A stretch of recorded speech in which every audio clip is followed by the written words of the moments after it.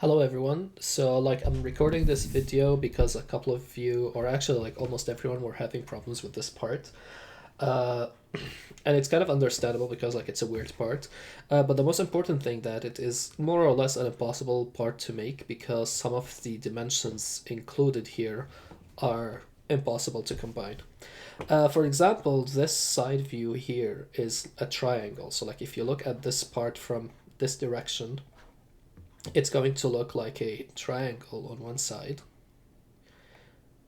and then the rest of the trapezoids. And the thing is, so it tells you that this is 80. Actually, let me change the color for the dimensioning. So what it says is that this is 80. And it also says, it's really hard to see where exactly this arrow is pointing, but it seems like it's saying that this here is 50. And it's impossible to draw a triangle that will also have a right angle triangle, a right angle here, with this being 50 and this is 80 at the same time. So the first step is to ignore either the 50 or the 80. Not both, because then it will be hard to define, but one of those two.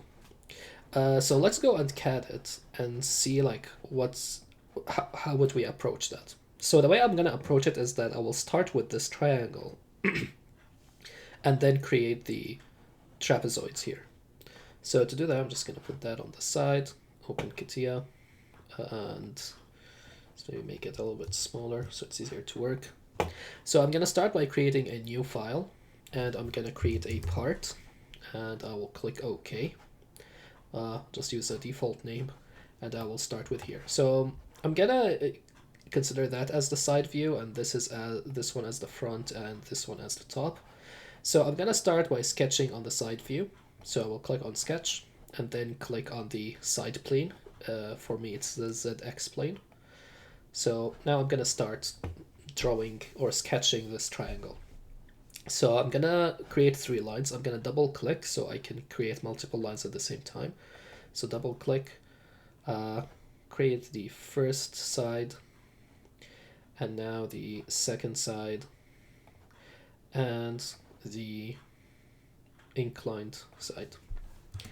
So now I will add the dimensions. So I will use the 80 instead of the 50, although technically both would work. It doesn't really matter. If you want to do the 50, what you would do is, first of all, go to the dimension, go to the point, select it, so now it's in orange, and then select this side, and it will give you this dimension, which you can enter as 50.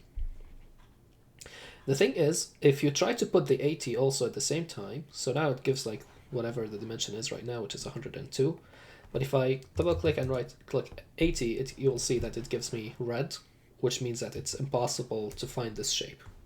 So what I will do, you can delete whichever you want. Personally, I will just keep the 80. So I'm going to click on the 50 and was it not deleting? Right click on it and delete. So now it's back into this state. So as you can see, there's still 2 white lines. That means it is still underdefined. And as you can see, I can still move it. So I'm gonna assume that those 2 sides are equal. So I have an old version of CATIA. If you had a more recent version of CATIA, the way you would do that is click on one line, hold Control on the keyboard, select the other, and then you would go to the constraint define box. And in newer versions of CATIA, there's an equal constraint. I personally don't have that because I'm on an older version of CATIA. So what I will do is I'm just going to define this angle as 45 degrees because that will make it an equal triangle. So I'm just going to put that as 45, and then I'll have the triangle with both sides equal. So now I will exit, and I will pad, and I will pad it with a length of 120 because that's the biggest or the largest dimension out of those 2. So I'll go with 120. So I'll go to pad. So I will write 120, enter. Here we go. So now the next step is to create, I know what, let me delete all those extra lines to make it easier to look at. What I will do is create this cut here, which follows the trapezoid. So to do that, I will just sketch the trapezoid on either surface, either the top or the front, because we're assuming it's the same. So I will click on sketch, and I will go to the front one.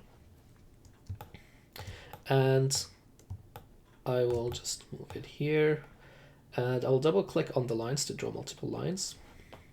So the trapezoid is just gonna look like this.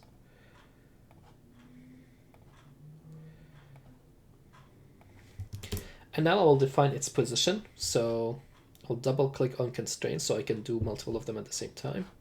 So first of all, I will take this point and I will click on the origin or the corner of the big padded shape. It's gonna give me a dimension, but I do not want that. I'm just gonna right click and say coincident. I'll do the same thing for this other edge by clicking on those 2 points and coincident. Now I want this line to be coincident with the top line, so I'm going to select both of them. It gives me a dimension. Again, I do not want that. I'm just going to right click and say coincident. Now I want the length of this line, which is 40. So I'm going to click on it and 40, enter. So now the thing that is left is to have this centered. So there are multiple ways to do that. The way I will do it is I'm going to create an axis or a construction line. I'm just going to draw a line like this. So I'm going to keep it on an angle just to show you how you would make it vertical. So I'm going to put it here. I will click on it to make sure that it's actually vertical. While it's highlighted, I can go to the constraint box and make it vertical. So now that this is vertical, if I can make it coincident with the center of both of those lines, it will automatically just take it and snap it back to the center. So to do that, I would click on the point on this axis, hold Control, and click on the line. And either dimension or constraint box doesn't matter. But when you click on it, it will show you midpoint. So it takes it to the middle. Now I will do the same thing at the bottom, because if this is at the center, it will just give us the right shape. So now I'll click on the point, hold Control, select the bottom line. Again, click on constraint definition, midpoint, and OK. Now everything is green, so it's fully defined. So now if I exit the sketch, I can see the outline of what I will be cutting, basically. So basically, I want a face or a plane that goes through this point, and this point, and sliced apart with that face. So to do that, I'm going to click on plane here. So there are multiple options to how you can create planes. I'm going to select through 3 points. I'll select this point, and this point. So as you can see, it gave me a little plane here. Of course, planes are technically infinite in size, so you might see it just small, but it's just easier to see. Now I need to slice the part. So to do that, it's actually hidden under this tool. So here it shows thick surface. But if you expand it, you can see the split tool. So I'm going to click on it. It asks me for the splitting element. For me, it's going to be this plane that we just created. So the arrow goes towards what will be kept. So now if I click OK, it's going to cut the entire part and just keep this little pyramid. But I'm going to click on the arrow to flip the direction. So now it's pointing towards the rest. So it will remove this part and keep the rest. Click OK, and now I have this. So now I will do the same thing on the other side here. I will create a new surface through 3 points. So here, one here, one here. Click OK. Now you will see the plane is there. Split.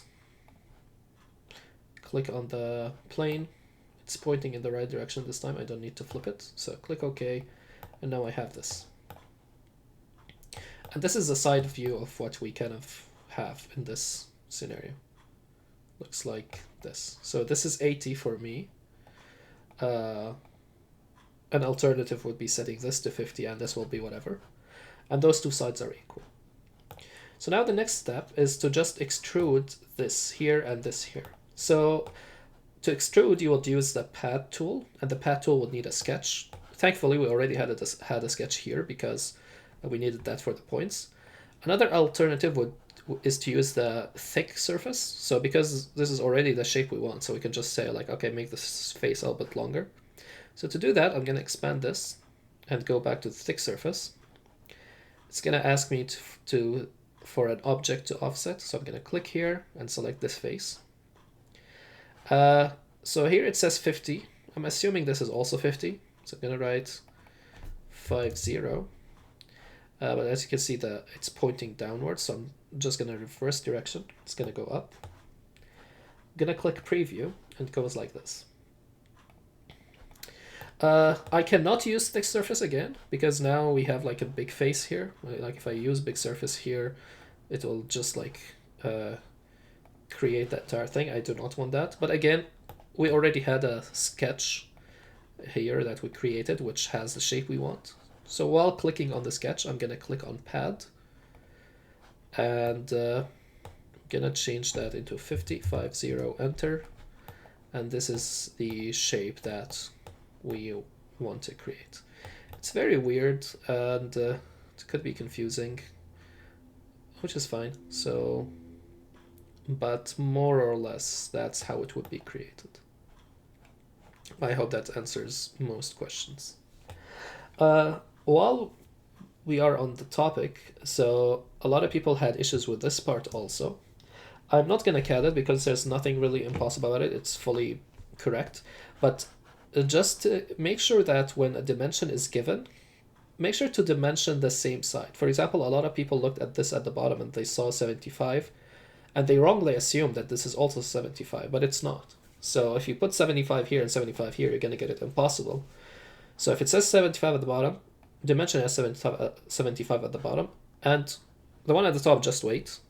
After you put everything you have, you will see that this eventually will be automatically constrained because it will have no other option but to be where it is going to be. So I'm not going to give too many hints for this one. It's actually quite interesting, and it's less confusing as it looks. But yeah, so just to answer any questions that people may have asked before, this part is completely correct. If you have more questions, feel free to email me, and I will send you this video to answer the confusion about this part. See you.